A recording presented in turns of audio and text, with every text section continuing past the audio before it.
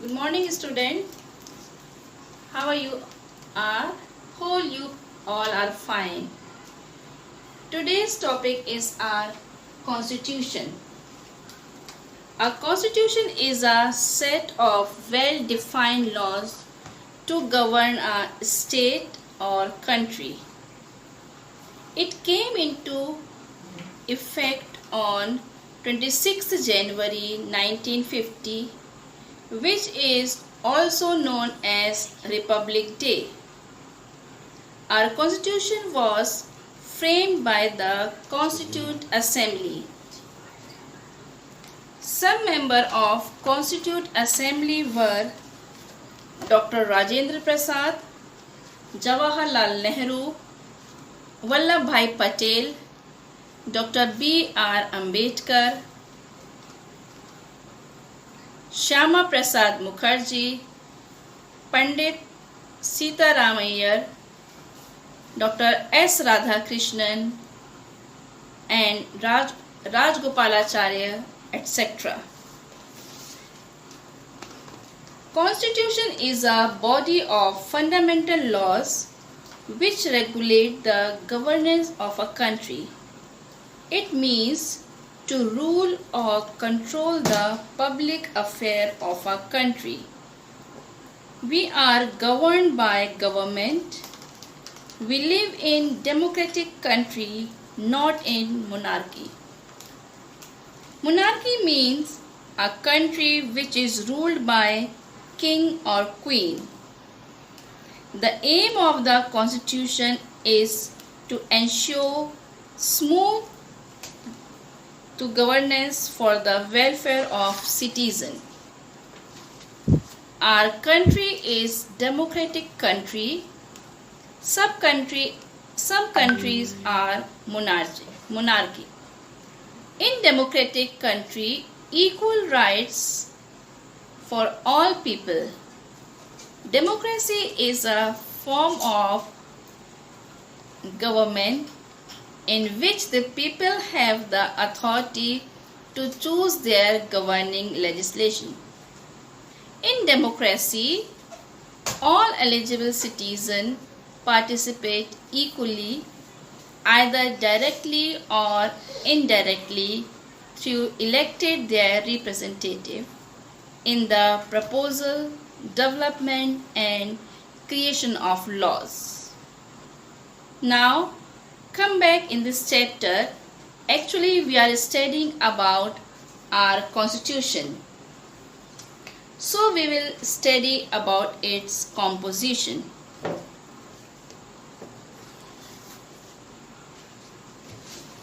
Its composition. There will be 398 total members. Out of these, 93 from princely states, and these were nominated by princes. Election to the remaining 296 from Constituent Assembly were completed by the end of July 1946.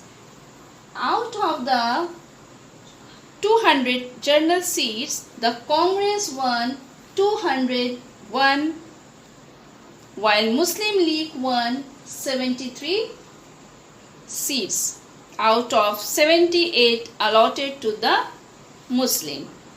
After the partition of India on August 15, 1947, the strength of Constituent Assembly got reduced to 308 members.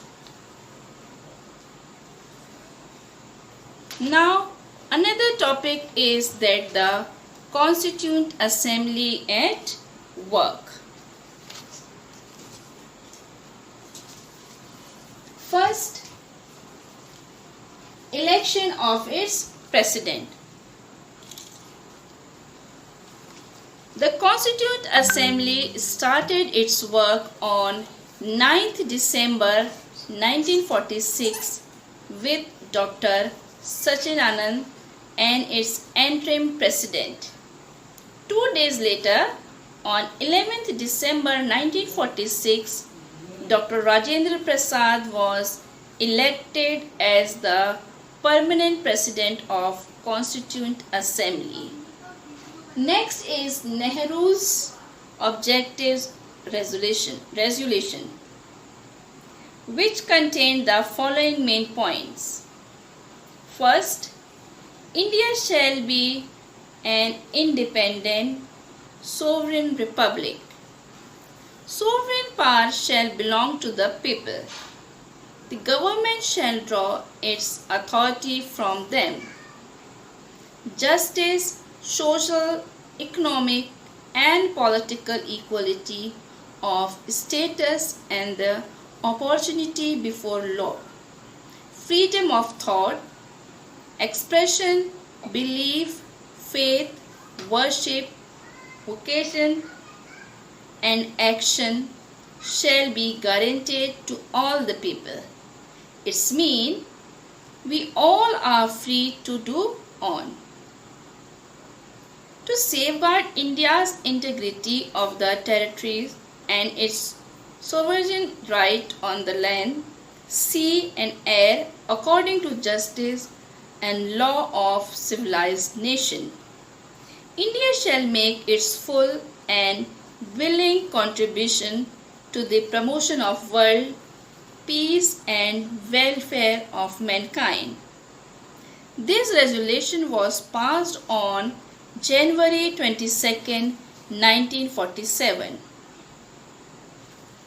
After this resolution, the drafting committee was appointed.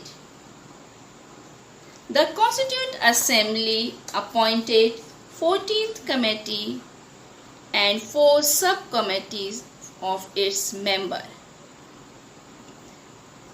All of these committee, the most important was drafting committee, which was appointed on 29th August 1947. This committee was headed by Dr. B.R. Ambedkar, who was the chairman. The another member of drafting committee were N. Gopal Swami Iyer, Alladin Krishna Swami, Sayyid Muhammad Sudaullah. Mr. B. N. Rao was the secretary of the Constituent Assembly. On 21st February 1948, it presented its first report of the draft constitution to the Constituent Assembly. They were drafting constitution for free India.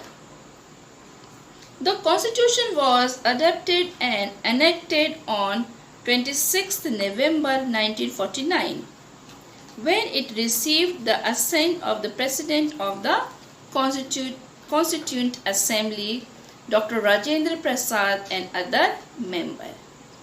It was enforced on 26th January 1950.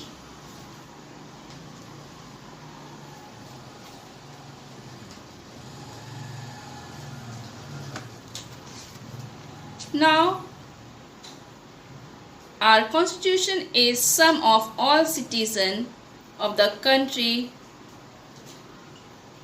whether we are Hindu, Christian, Muslim or other caste, creed or gender. All laws are same to all of us. We have single citizen. It means that we all are only Indian, not from Madhya Pradesh, Uttar Pradesh or other state. We live in India, so we all are Indians. Student, are you feeling bored? Okay, don't worry. We'll continue our chapter. Let us read the preamble of our country.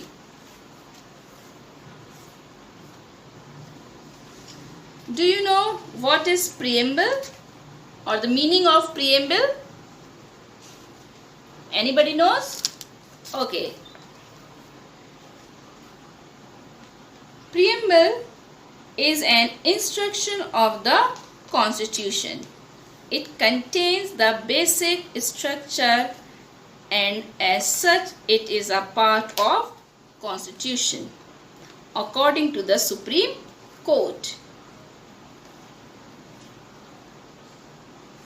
Preamble is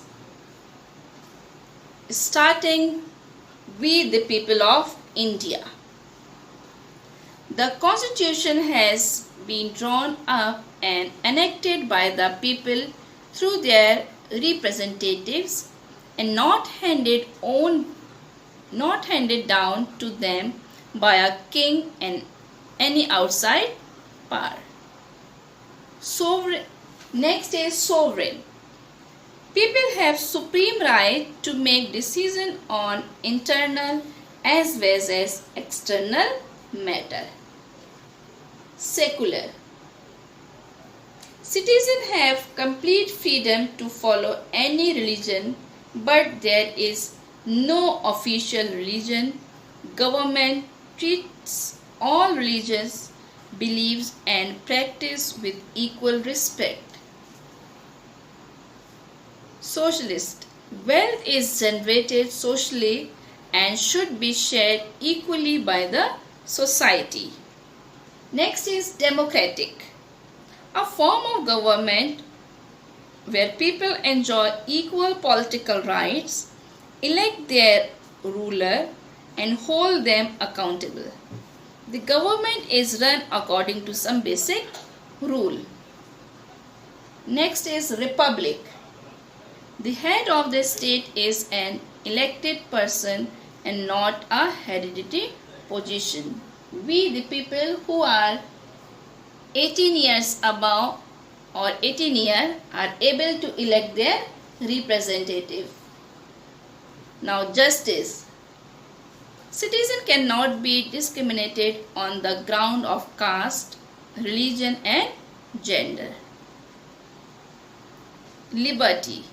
There are no unreasonable restrictions on the citizen in what they think, how they wish to express their thoughts, and the way they wish to follow up their thoughts and action. Equality. All are equal before the law. The traditional social inequalities have to be ended. The government should ensure equal opportunities for all of us. Last, fraternity. All of us should behave as if we are member of the same family. No one should treat a fellow citizen as inferior. Now student, I would like to finish my today's lecture